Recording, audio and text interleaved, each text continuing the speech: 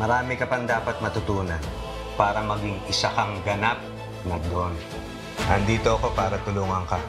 Hi mga kapatid, ako po si Jano Gibbs and I play Engineer Arco Perez sa Totoy Bato.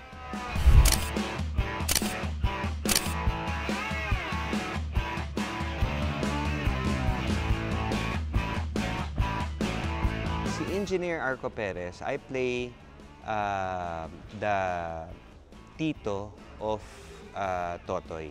Engineer Arco Perez. I'm your father's only brother. Yung daddy niya kasi ay namayapa na. Kapatid ako ng daddy niya. So, I come in para gabayan si Totoy na sa bago niyang, kumbaga, empire. Siya na yung mayaman eh. Siya na nakamana nung yaman ng tatay niya, di ba, ng mga Perez family. So, papasok ako para gabayan siyang i-handle yun. Pero, hindi pa natin alam kung mabuti ba siya o masamang tao.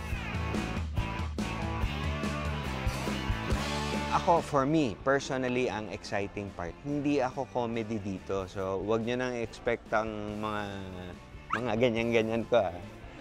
Sa ibang show na yan. Pero dito, artista ako. And I play straight role. Actually, Godfather ako. Medyo mala-mafia ang dating ko dito. Kaya pasok sa pinakamagandang lalaki.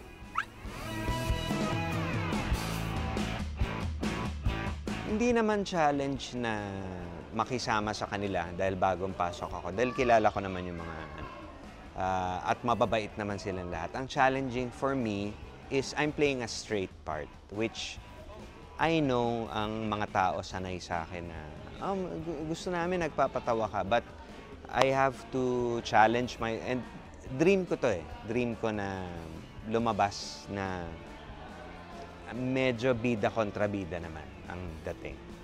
May angas.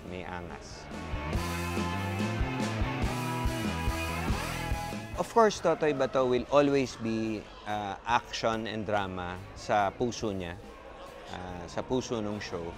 This time, medyo mas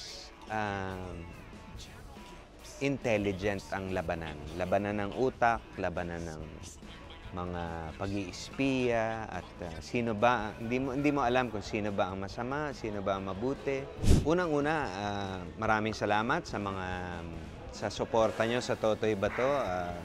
Extended na to. Ang request ko lang po sa inyo ay sana suportahan nyo ako sa bagong karakter ko kasi kakaiba po to at ito po'y matagal ko ng pangarap gumanap ng ganitong klaseng role.